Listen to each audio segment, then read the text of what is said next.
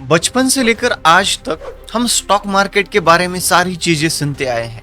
आज निफ्टी इतने अंकों से बढ़ गया, आज सेंसेक्स में इतने अंकों से गिरावट हो गई। ये सारी की सारी चीजें हमारे दोस्तों से, न्यूज में, न्यूज़पेपर में हमने पढ़ी है, सुनी है।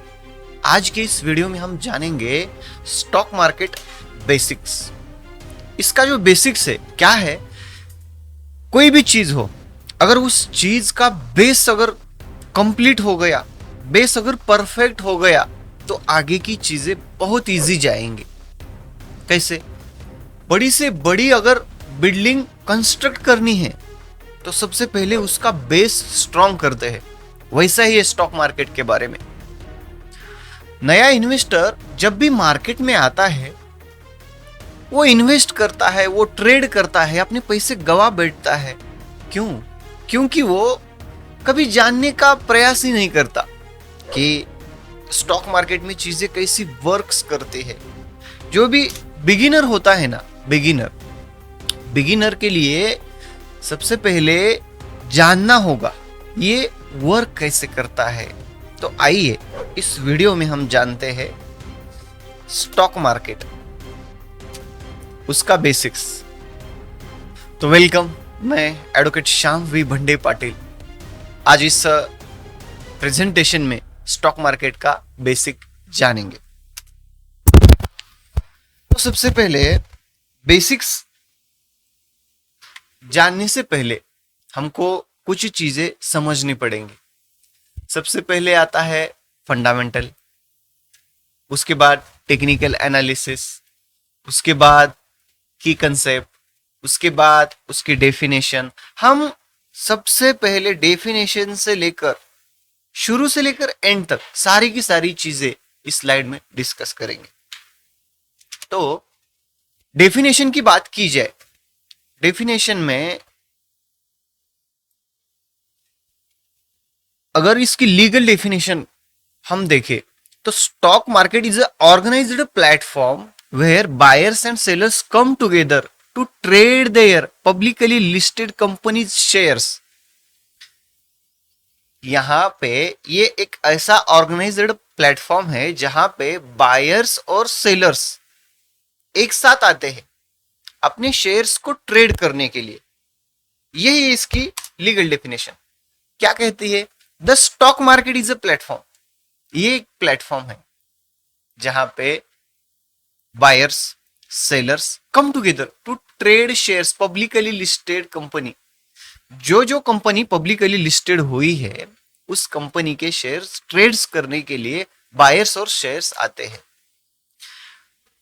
It allow investor to own a piece of a company by purchasing in stocks. जब भी कोई इन्वेस्टर कोई स्टॉक परचेस करता है, उसको अलाउ करती है इन्वेस्टर को स्मॉल अमाउंट ऑफ ओनरशिप, उसको ऑफर करती है।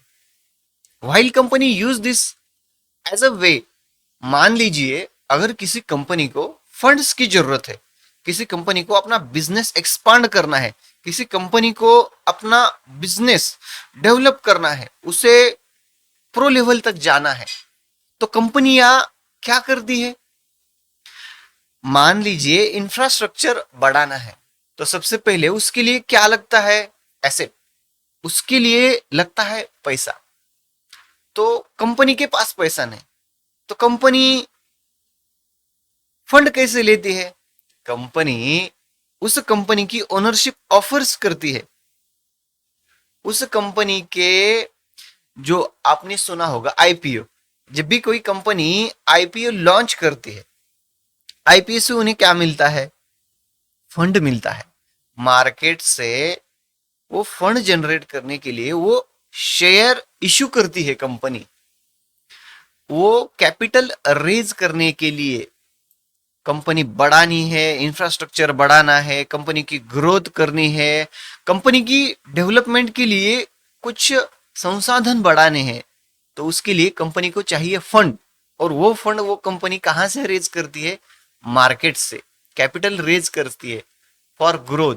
कंपनी के कुछ नए ऑपरेशंस करने हैं, उसके लिए वो मार्केट से पैसा उठाती है। अब पैसा उठाने के बाद कंपनी की जो प्राइस होती है वो डिराइव, वो वर्क कैसे करती है कंपनी, ये प्राइस है जो ये स्टॉक्स फ्लक्चुएट होता है किसके बेसिस पर, based on supply and demand. ये क्या है, मान लीजिए दो पार्ट है, यहां पे बायर्स है, यहां पे सेलर्स है। बायर्स मार्केट में आ रहा है कंपनी के शेयर्स बाय करने के लिए, और सेलर्स मार्केट में आ रहा है कंपनी के सेल शेयर्स करने के लिए। ये प्राइस फ्लक्चुएट कैसे करती है, डिमांड, ये है डिमांड और ये है सप्लाई। डिमांड एंड सप्लाई पे कंपनी की प्राइस फ्लक्चुएट करती है।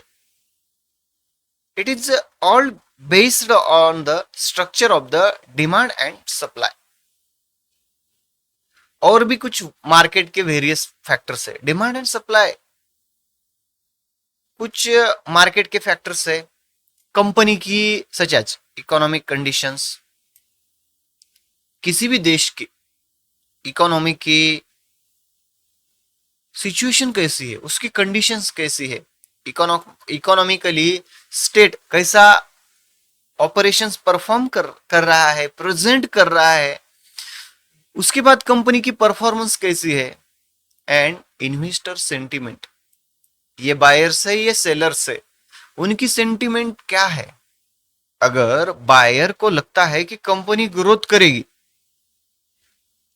तो वो कभी भी अपने शेयर सेल नहीं करेगा, वो क्या करेगा, वो क्वांटिटी और ऐड करता चला जाएगा, क्योंकि इन्वेस्टर का सेंटिमेंट बहुत मायने रखता है कंपनी के प्राइस में। ये चीजें होती है। इन सिंपल टर्म्स, अगर सीधी भाषा में समझा जाए तो it's like a market place. हमारी सीधी भाषा में ये एक मार्केट प्लेस है। हम मार्केट में जाते हैं, ग्रोसरीज, कुछ किराना सब्जी खरीदने जाते हैं, हम पैसे देते हैं, सब्जी खरीद लेते हैं। वैसा ही ये एक मार्केट प्लेस है, सिर्फ यहाँ पे people trade ownership in a business. वो जो बिजनेसेस है, वो बिजनेसेस में पीपल अपनी ओनरशिप ट्रेड करते हैं। Let me know if you like to explore how it works in more details. अगर आपको इसमें और जानना है तो वन बाय वन हम समझेंगे। टाइप्स ऑफ मार्केट, मार्केट के कितने टाइप्स है, कौन कौन से टाइप्स है देखते हैं। सबसे पहले हम जो ये स्टडी कर रहे हैं बेसिक्स में, stock market for buying and selling, buying and selling shares of publicly listed कंपनियां हैं। जो कंपनियां पब्लिकली लिस्ट हुई है किसी भी एक्सचेंज पे, ये हो गया पहला टाइप मार्केट का, स्टॉक मार्केट। उसके बाद कमोडिटी मार्केट, स्टॉक मार्केट जैसा ही कमोडिटी मार्केट। इसमें क्या ट्रेड होता है, ट्रेड्स, कमोडिटी मार्केट में ट्रेड क्या होता है, कमोडिटी मार्केट ट्रेड्स इन रॉ मटेरियल्स। जो रॉ मटेरियल है, रॉ फॉर्म के मटेरियल है, गोल्ड है, ऑयल है और एग्रीकल्चरल प्रोडक्ट्स है, इसकी ट्रेडिंग हम कहां कर सकते हैं, कमोडिटी मार्केट में। थर्ड टाइप है फॉरेक्स मार्केट। फॉरेक्स मार्केट में क्या होता है, it deals with the exchange of currencies. जो करेंसीज है, मान लीजिए यूरो यूएसडी है, ऐसी जो करेंसीज है उस करेंसी की एक्सचेंज होती है। इनकी डिटेल्स हम आगे की वीडियो में हम जानेंगे। करेंसीज की एक्सचेंज होती है ये फॉरेक्स मार्केट में। ये हो गया हमारा तीसरा टाइप। चौथा टाइप है बॉन्ड मार्केट। बॉन्ड मार्केट आप समझेंगे, आप आपके मन में सवाल आया होगा ये कौन सा मार्केट है, हमने इसके बारे में तो कभी नहीं सुना। ये बॉन्ड मार्केट क्या है, गवर्नमेंट अपनी सिक्योरिटीज इश्यूज करती है, specific return, guaranteed returns. Guaranteed returns तो किसी भी फील्ड में किसी भी टाइप्स में अवेलेबल नहीं होती है, लेकिन गवर्नमेंट की जो सिक्योरिटीज होती है, involves trading debt securities issued by government. Government जो सिक्योरिटीज इश्यूज करते हैं वो है बॉन्ड मार्केट। कॉरपोरेशंस, गवर्नमेंट, इन्हीं की सिक्योरिटीज बॉन्ड के फॉर्म में इश्यू की जाती है।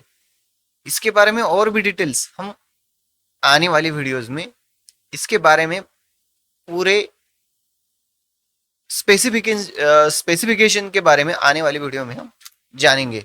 उसके बाद का मार्केट है रियल इस्टेट।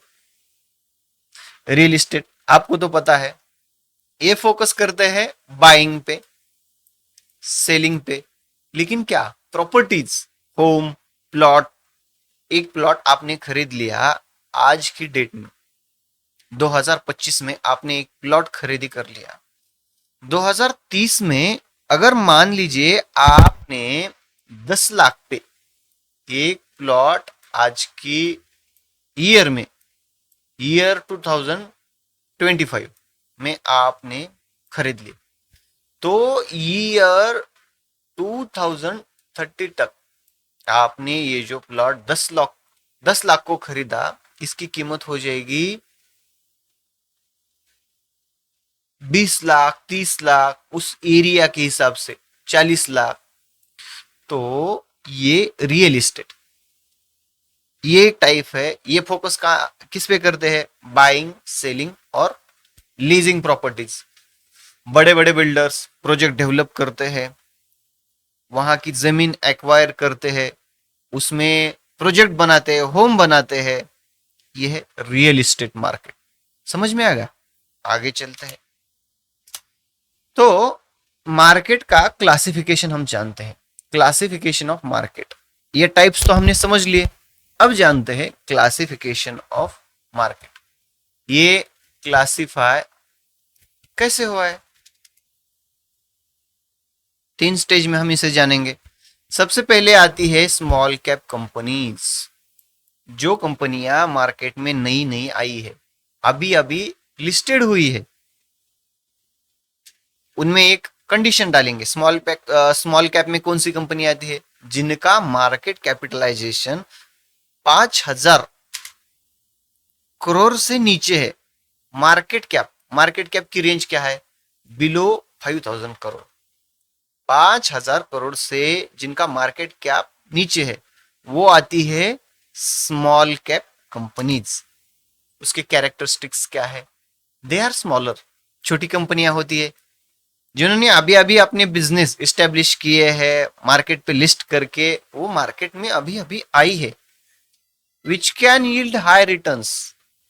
ये आपको हाई रिटर्न्स दे सकती है, लेकिन आपको जानना पड़ेगा बट, ये बट का खेल है। But comes with higher risk and volatility. ये स्मॉल कैप के जो स्टॉक्स होते हैं वो बहुत वोलाटाइल होते हैं, वोलेटिलिटी उसमें ज्यादा रहती है। इसकी वजह से ये रिस्की होते हैं। इनका मार्केट कैपिटलाइजेशन छोटा होता है। इसमें रिस्क क्या होता है? मान लीजिए एक हजार, मान लीजिए 1,000 करोड़ की एक कंपनी है जो अभी मार्केट में लिस्ट हुई। तो एक इन्वेस्टर से जिसके पास 1,000 करोड़ है, 1,000 करोड़ वो ट्रेड करने के लिए 1,000 करोड़ लेके बैठ गया। वो इजीली इसको बढ़ा सकता है। इसको हमारी लैंग्वेज में क्या कहते हैं? पंप। मान लीजिए उस कंपनी का फंडामेंटल स्ट्रांग नहीं है, टेक्निकल का तो पता ही नहीं है, वो कंपनी की ग्रोथ, कंपनी के प्रोडक्शन कुछ भी नहीं बढ़ रहे, लेकिन कंपनी बूम बढ़ रही है, स्टॉक दिन ब दिन चढ़ता ही जा रहा है। ये जो इन्वेस्टर है, ये जो अपने पैसे 1,000 करोड़ लेके बैठा है, उसने उस नए स्मॉल कैप कंपनी को पंप किया। और जब स्टॉक की प्राइस, ये एक रुपए का स्टॉक ये लेके जाएगा 15 रुपए पे, और वहां से उस स्टॉक को डंप कर देगा। ये ऐसे 2 सर्किट लगते ये फिर से ट्रेड करेगा 60 पैसे पे, 50 पैसे पे। ये है पंप एंड डंप, जिसमें जिसके पास बिग अमाउंट है वो इजीली उसको पंप एंड डंप किए कर सकता है। सबसे पहले स्मॉल कैप में यही रिस्क है, ठीक है। उसके बाद आती है मिड कैप। जिन कंपनियों की मार्केट कैपिटल 5,000 करोड़ से ऊपर है वो आती है मिड कैप। एग्जांपल हम लेंगे बजाज होल्डिंग से। बजाज होल्डिंग्स, वोल्टास, अशोक लीलैंड, ये हमारे इंडियन कंपनीज के कुछ हमने एग्जांपल्स लिए हैं। अब इन्वेस्टमेंट स्ट्रैटेजी एग्जांपल्स हो गए, स्मॉल कैप हमने देख लिया। इन्वेस्टमेंट स्ट्रैटेजी क्या है? Mid cap strike a balance between growth and stability. ये जो मिड कैप कंपनियां हैं ये बैलेंस बना के रखती है कंपनी की ग्रोथ और कंपनी की stability.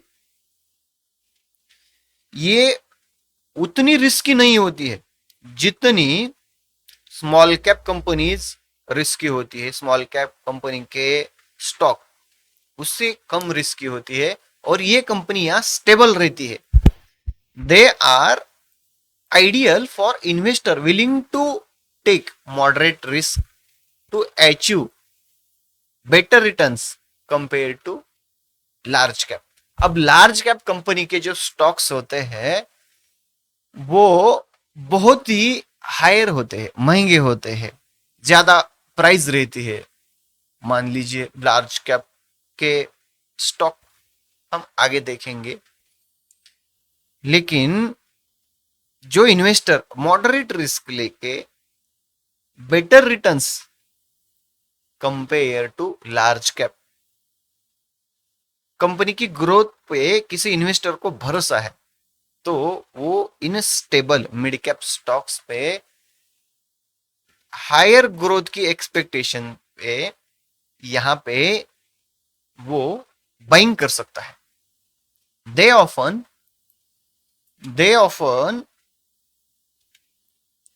represent companies on the cusp of becoming large cap, means small cap, mid cap और लार्ज कैप।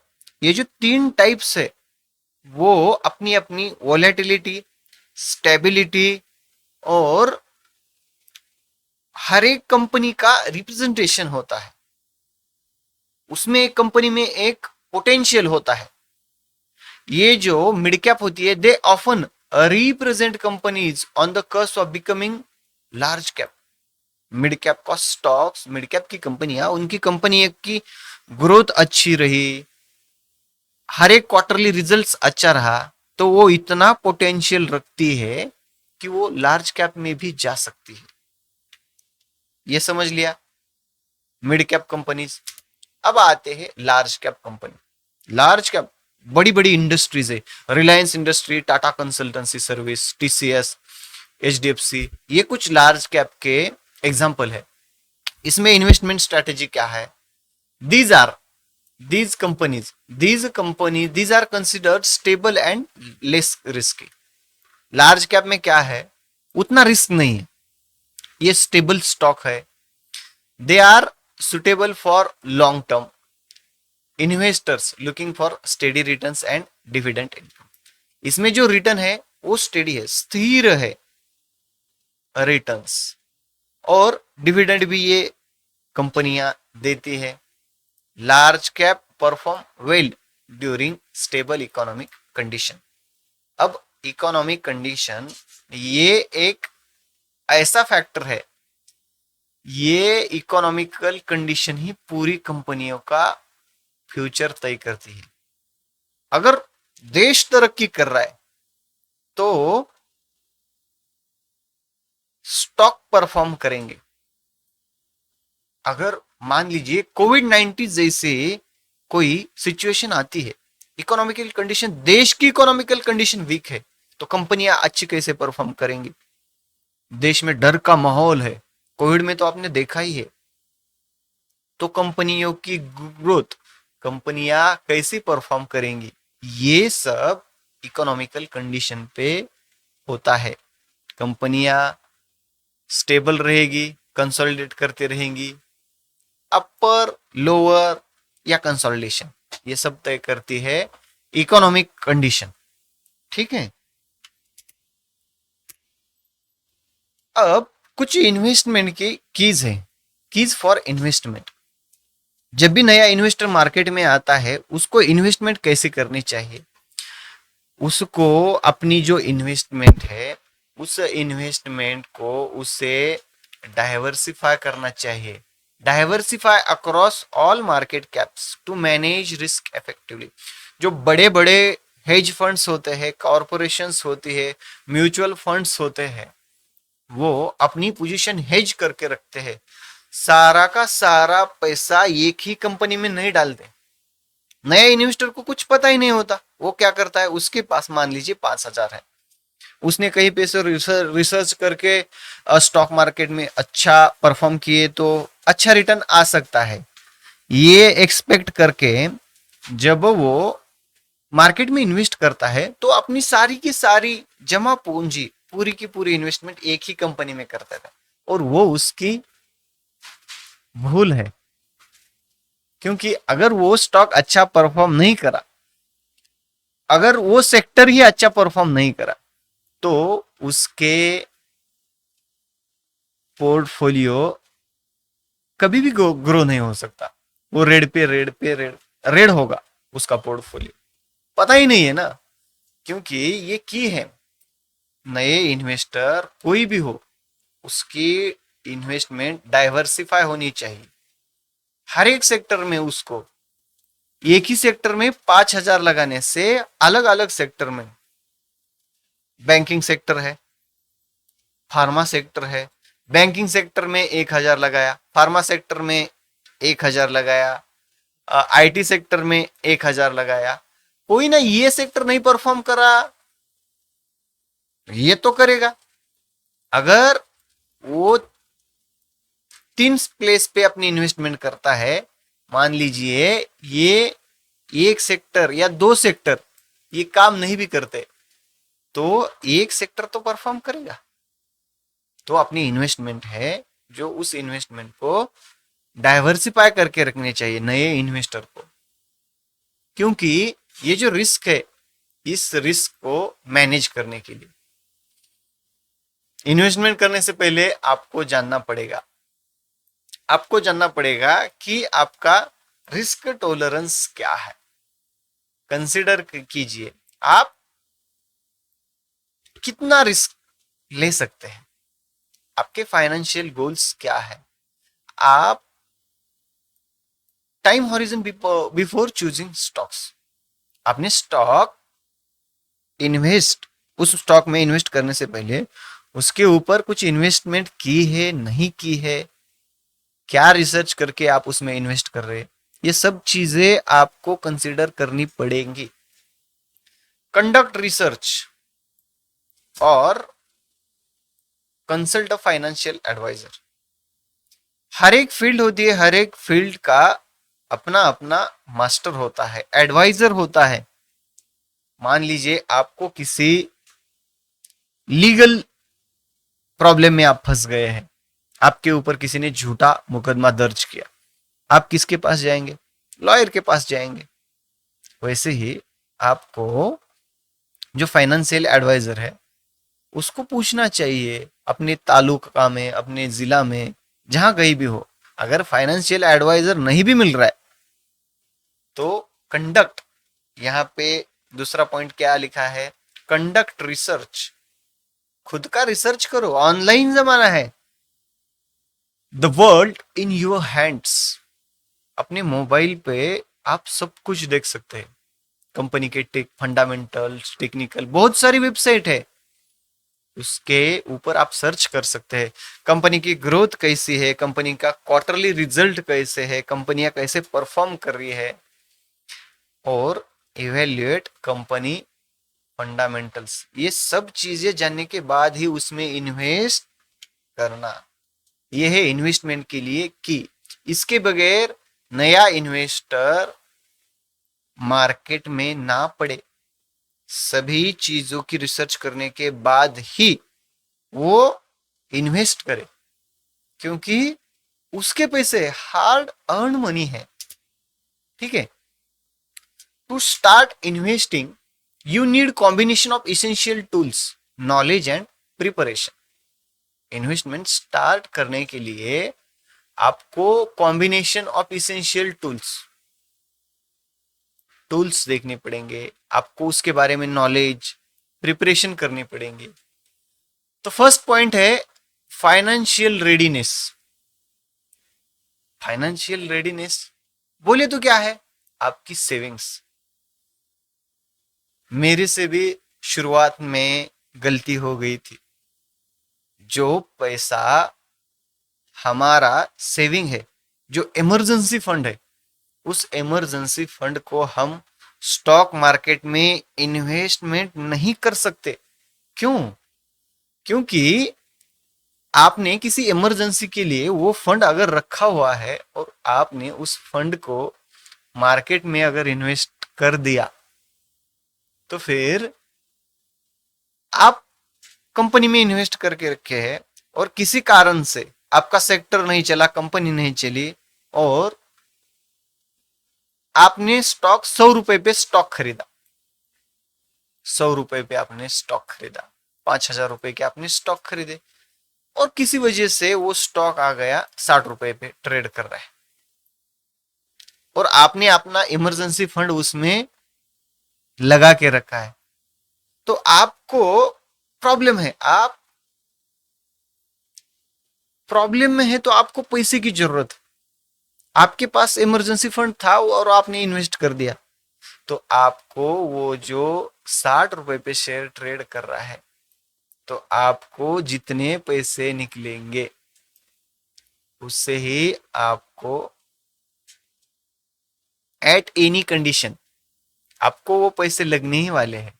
और आप जब उससे आप शेयर को बेच देंगे तो पर शेयर आप 40 रुपए नुकसान करके उसको निकालेंगे। यही है ना बेस। बेस क्यों जानना चाहिए? मैं भी यहां तक कैसे पहुंचा कि बहुत सी गलतियां करके बाद में ये समझ आ गया कि ये एक ऐसी फील्ड है जहां पे रिसर्च करनी पड़ती है, एनालिसिस करना पड़ता है, और बाद में ही इन्वेस्टमेंट ट्रेडिंग करनी होती है। ये चीजें पता कब चलती है? वो गलतियां हमें जब भारी पड़ती है। मैंने भी अपना पोर्टफोलियो निगेटिव में बेच दिया क्योंकि इमरजेंसी फंड मैंने इन्वेस्ट करके रखा था। तो आप सबसे पहले ensure you have an emergency fund 3 to 6 month expense before investing. आपको इमरजेंसी फंड बाजू निकाल के जो आपकी सेविंग बचती है वो इन्वेस्ट करने चाहिए। Never invest your money which is emergency saving. वो सेविंग आप कभी भी इन्वेस्ट मत करिए। ये आप गलती करें तो आपको निगेटिव में अपना पोर्टफोलियो 30% 20% डाउन है, तभी भी आपको पैसे की जरूरत है। उसे बेचकर आप नुकसान ही करेंगे। तो इसीलिए तो आपको ये सब चीजें जाननी पड़ेंगी ना, फाइनेंशियल बेसिक्स, फंडामेंटल्स, ये चीजें आपको इसीलिए तो जाननी चाहिए। ये पॉइंट हो गया अपना सेविंग का। ठीक है। Budget. allocate a portion of your income specifically for investment। आपका जितना भी बजट है, आपके पास सेविंग 1 लाख रुपए है, तो आप 50,000 इन्वेस्टमेंट करिए, 50,000 रखिए। मान लीजिए किसी रीजन से पोर्टफोलियो आपका डाउन भी आ जाता है तो आप उसे ऐड करेंगे। 10-20 हजार आप इमरजेंसी के लिए रख के बाकी इन्वेस्ट। बाकी थर्ड इंपॉर्टेंट पॉइंट है क्लियर डेप्ट। पे ऑफ हाई इंटरेस्ट डेब्ट्स। आपने जो जो डेब्ट्स है लिए लिए हुए हैं बैंक से, आपका क्रेडिट कार्ड का आपके ऊपर कर्जा है, सभी को आप क्लियर कर दीजिए। क्रेडिट कार्ड के debts they can Erode your returns, क्योंकि आपके ऊपर कर्जा है और आपको उसे पे करना है। तो आप अपनी इन्वेस्टमेंट से अगर अपनी इन्वेस्टमेंट निकालोगे तो आप नुकसान ही करोगे। तो क्रेडिट कार्ड जो जो आपने कर्जे लिए हुए हैं वो सबको रीपे करके बाद ही आप इन्वेस्ट करें। इन्वेस्टमेंट के लिए आपको क्या लगता है? सेकंड पॉइंट अपना है इन्वेस्टमेंट अकाउंट। आपको एक चाहिए डीमैट अकाउंट, जिसमें डीमैट क्या मतलब क्या है? Dematerialised account. पुराने जमाने में जब हम शेयर्स बाय करते थे तो वो पेपर फॉर्म में बाय करते थे। एक मैंने टाटा कंपनी के 50 शेयर ले लिए, मान लीजिए जब मार्केट डिजिटल फॉर्म में, जब डीमैट नहीं था, तब मैंने टाटा कंपनी के 50 शेयर्स ले लिए टाटा। तो वो पेपर पे मुझे 50 शेयर 100 शेयर जितने मैंने लिए वो पेपर फॉर्म पे मिलते थे। लेकिन आज डिजिटल ईरा में डीमैट में, हमारे डीमटेरियलाइज्ड अकाउंट में हमारे शेयर्स सेव रहते हैं। हमको एक चाहिए ट्रेडिंग अकाउंट, उस इन्वेस्टमेंट को ट्रेड करने के लिए, बाइंग सेलिंग करने के लिए, needed for buying selling stock, mutual fund and other securities. ठीक है, आपका जो बैंक अकाउंट है वो आपके खाते से लिंक होना चाहिए फॉर ट्रांजैक्शन। और बाद में थर्ड पॉइंट क्या है? Knowledge and research. आप टाटा की कंपनी में इन्वेस्ट करने वाले हैं, किसी भी कंपनी में, टाटा मोटर्स में आप इन्वेस्ट कर, जान तो लीजिए कंपनी क्या बना रही है, कंपनी की परफॉर्मेंस क्या है, कंपनी का मार्केट कैपिटलाइजेशन कितना है, कंपनी के ऊपर डेब्ट्स कितने हैं, कंपनी के एसेट्स क्या है, ये पूरी चीजें जानिए, नॉलेज लीजिए, उसके ऊपर रिसर्च कीजिए और बाद में ही उस कंपनी में इन्वेस्ट कीजिए। फाइनेंशियल गोल्स ये क्या है? Define clear objectives like wealth creation, retirement और बाइंग प्रॉपर्टी। आपको गोल सेट कीजिए, क्योंकि आपको पाथ चाहिए। आप जिस पाथ से जा रहे हैं आपको पता होना चाहिए, आपका ऑब्जेक्टिव क्लियर होना चाहिए। आपको वेल्थ क्रिएट करनी है, आपको प्रॉपर्टी बाय करनी है, या कुछ शेयर्स बाय करने हैं, या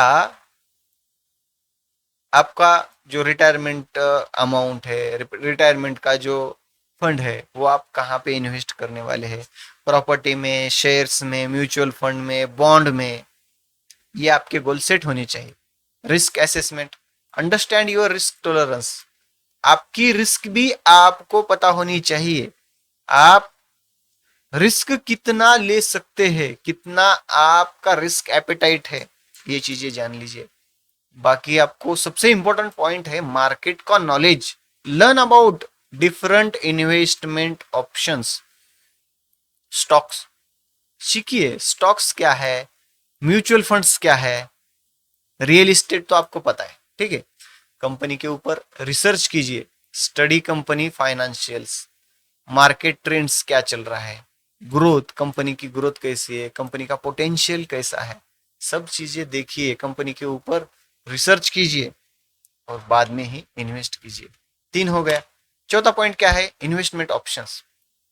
आपका पहला ऑप्शन क्या है? आप इक्विटी में इन्वेस्ट कर सकते हैं, आप किसी भी कंपनी के शेयर्स बाय कर सकते हैं, small cap, mid cap, large cap, ये 3 ही कंपनी के शेयर्स आप बाय कर सकते हैं, उसमें इन्वेस्ट कर सकते हैं। दूसरा है अपना म्यूचुअल फंड्स। आप अपना कुछ इन्वेस्टमेंट का कुछ फंड आप डाइवर्सिफाई करके प्रोफेशनली मैनेज फंड जो है उसमें आप इन्वेस्ट कर सकते हैं, म्यूचुअल फंड में। थर्ड है फिक्स्ड इनकम सिक्योरिटीज। आप जो फिक्स्ड इनकम सिक्योरिटीज है, जैसे कि बॉन्ड्स हो गया, एफडी हो गया, इसमें भी आप इन्वेस्ट कर सकते हैं। बाद में real estate, long term investment के लिए आप रियल इस्टेट में अपना पैसा लगा सकते हैं। अपना आप कुछ पैसा गोल्ड में लगाइए, कमोडिटी में लगाइए। हेज अगेंस्ट इन्फ्लेशन, इन्फ्लेशन को हेज में पोजीशन। हेज क्या होता है? अगर गोल्ड, गोल्ड एक ऐसा एसेट है ना,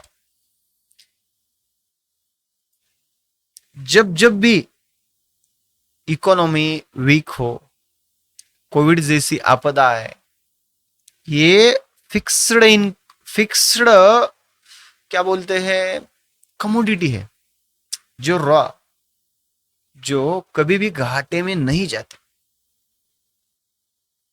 इमरजेंसी कंडीशन में गोल्ड का भाव क्यों बढ़ता है? क्योंकि बड़े बड़े इन्वेस्टर्स अपनी पोजीशन गोल्ड में डाइवर्सिफाई करते हैं, हेज करते हैं। देखिए गोल्ड का भाव हमारे सामने 50,000 का भाव आज 80-90 हजार पे ट्रेड कर रहा है। तो आप अपनी इन्वेस्टमेंट यहां भी क्या कर सकते हैं? फिक्स कर सकते हैं, ठीक है। और लास्ट का पॉइंट है इन्वेस्टमेंट का, क्रिप्टो। तो इसने हमने ब्रैकेट में क्यों डाला है इफ एप्लीकेबल? क्योंकि क्रिप्टो बहुत बड़ी फील्ड है, उसमें understand it's high risk nature before diving इन। आप आपको क्रिप्टो के बारे में, क्रिप्टो करेंसीज के बारे में, आपको उसके नेचर के बारे में, उसके रिस्क के बारे में सब चीजें जाननी पड़ेंगी। पूरी की पूरी चीजें जानने के बाद ही आप क्रिप्टो में इन्वेस्ट करें, नहीं तो नहीं। क्योंकि इसमें बहुत सी ऐसी कॉम्प्लिकेशंस है, जैसे आपने किसी कंपनी में इन्वेस्ट किया, टाटा कंपनी में, टाटा देश का लोहा, टाटा कंपनी में आप इन्वेस्टमेंट करते हैं, तो जब भी ये कंपनी कुछ फ्रॉड करती है, कुछ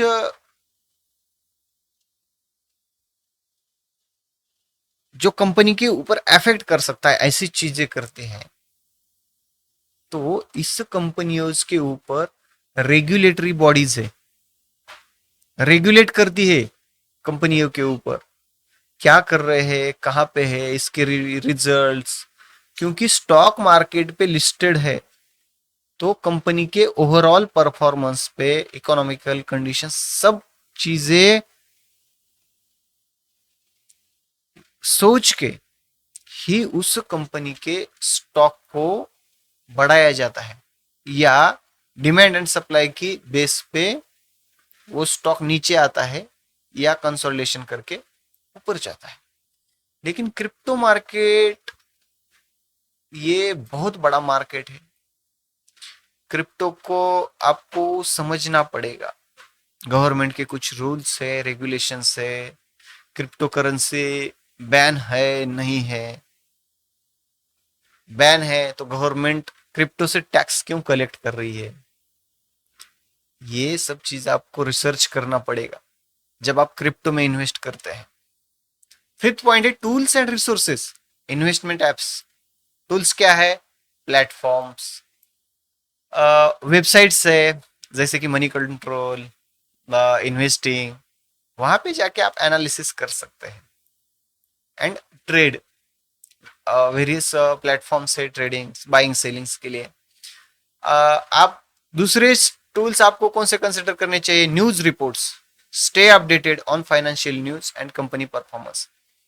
ऐसा नहीं है कि आपने किसी कंपनी के शेयर्स बाय कर दिए और उसे छोड़ दिया, आपको उसका रिकॉर्ड ट्रैक करना पड़ेगा। कंपनी फाइनेंशियल न्यूज क्या है कंपनी की, आपको अपडेटेड रहना पड़ेगा, कंपनी कैसा परफॉर्म कर रही है, ठीक है। और अगर हो सकता है तो एक्सपर्ट से कंसल्ट कीजिए। आप कंसल्ट किससे करते हैं?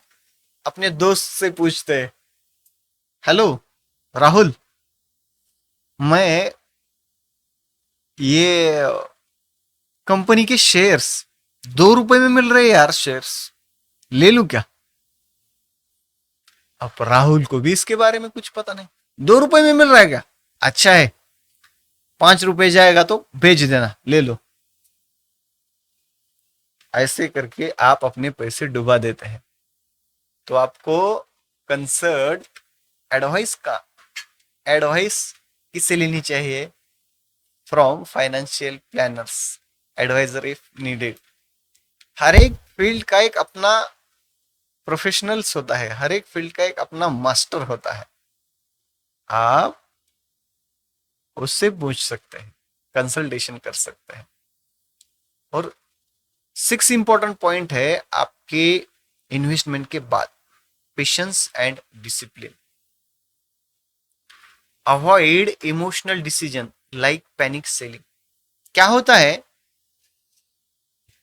किसी बिग इंस्टीट्यूशन को किसी सेक्टर में, किसी स्पेसिफिक स्टॉक में अपनी इन्वेस्टमेंट करनी है, तो क्या करते हैं, वो मार्केट में उस कंपनी के बारे में निगेटिव न्यूज लेके आएंगे और लोग वो न्यूज देख के कंपनी के शेयर धड़ाधड़ बेचना शुरू कर देंगे, वो इमोशनल होके। आपको पेशेंस रखना पड़ेगा। आपने इतनी रिसर्च रिसर्च की है, इन्वेस्टमेंट ऑप्शन, इतने ऑप्शंस में आपने एक ऑप्शन सेलेक्ट किया, उसके बारे में टूल्स रिसोर्सेज पे उसके बारे में एनालिसिस किया, न्यूज देखी, कंपनी के परफॉर्मेंस देखे, आपको कंपनी के ऊपर भरोसा है, तो आप इमोशनल मत होइए। आप पैनिक होकर सेलिंग मत करिए, क्योंकि फंडामेंटली स्ट्रांग है तो वो रिकवर हो जाएगी, क्योंकि हर एक न्यूज का इम्पैक्ट उस स्टॉक पे पड़ता है। उसके बाद stick to well planned investment strategy. अपनी इन्वेस्टमेंट स्ट्रेटेजी पे स्टिक रहिए। कुछ भी रहिए तो आपको उस कंपनी के ऊपर भरोसा रहना चाहिए।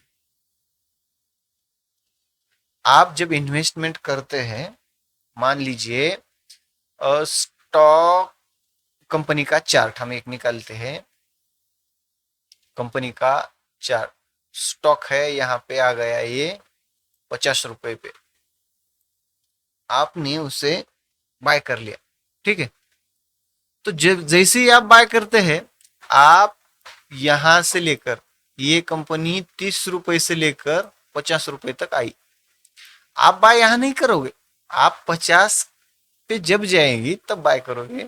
और वो क्या करता है, स्टॉक नीचे आने लगता है, क्योंकि हर एक इंपल्स का, ये इंपल्स उसका करेक्शन, ये फिर कंसोलिडेशन, ये इंपल्स उसका करेक्शन, ये उसका बिहेवियर है। हर एक स्टॉक का, स्टॉक मार्केट का ये बिहेवियर है। आप 30 रुपए पे आ गई, जैसे लोग बेचने वाले, आप पैनिक होंगे, आप 30 रुपए में बेच दोगे, 20 रुपए घाटा खा के, फिर से वो कंसोलिडेट करके यहाँ जाएगा, वो 50 के ऊपर जाएगा, और आप उस कंपनी के स्टॉक 60 रुपए में बाय करके रखते हैं। ऐसा ही होता है ना, मेरे साथ ही शुरुआत में ऐसा ही हुआ था। और वही 50 रुपए का स्टॉक आप 30 रुपए में बेच देते हैं, और 50 क्रॉस करने के बाद अरे ये तो ऊपर जा रहा है, 60 में आप फिर से बाय कर लेते। जान लीजिए उसके बिहेवियर के बारे में, जान लीजिए। Stick to well planned investment strategy बनाइए। आपको पता होना चाहिए कि आपका स्टॉप लॉस कहाँ है।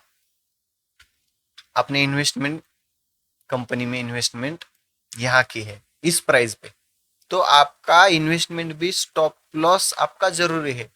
ये आपका स्टॉप लॉस है, ये आपने 100 रुपए पे खरीदा, ठीक है। अगर ये 70 के नीचे आता है तो मैं इसे बेच दूं। पहले ही आपको गोल सेट करके रखना पड़ेगा। नहीं तो आप एवरेज पे एवरेज, एवरेज पे एवरेज, एवरेज पे एवरेज करते जाएंगे और क्या पता वो स्टॉक आपका यस बैंक बन जाए।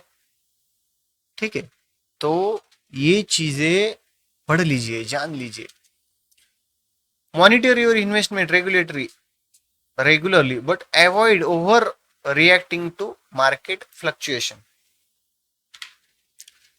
आपने 10,000 इन्वेस्ट कीजिए, आप देखिए 10,000 पोर्टफोलियो आपका अप है डाउन है, कैसे परफॉर्मेंस कर रहा है, आप देखिए। लेकिन avoid over reacting to market fluctuation. क्या है, स्टॉक मार्केट का नेचर है। स्टॉक कैसे बढ़ता है, जब भी आप बाय करते हैं शेयर ऐसे ऐसे ऐसे नहीं बढ़ते जाते।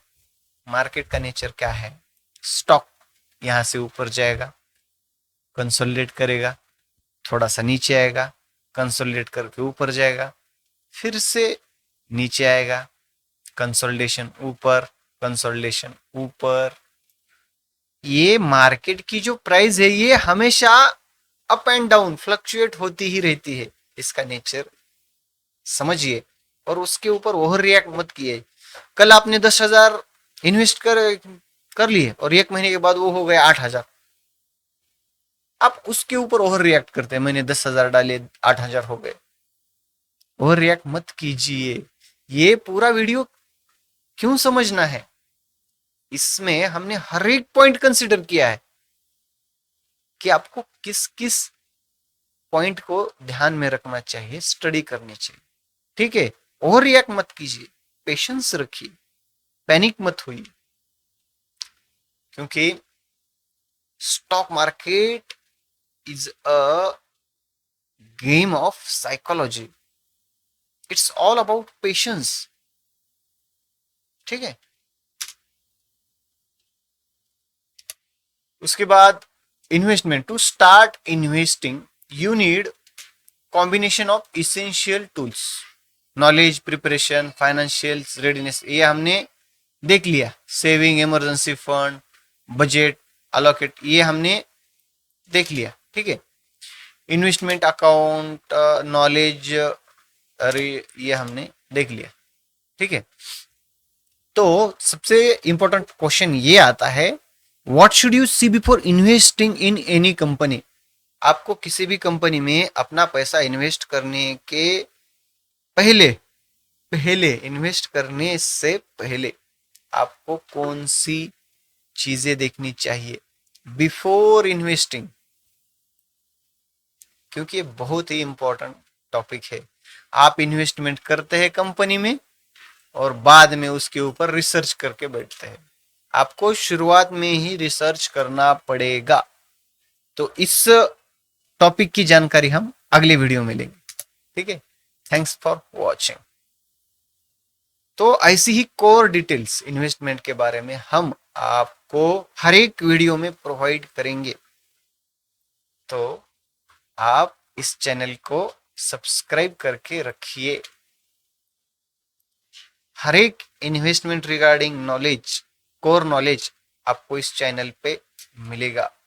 So stay tuned, like this video and अपनी राय कमेंट कीजिए, आपको ये वीडियो कैसा लगा। Thank you.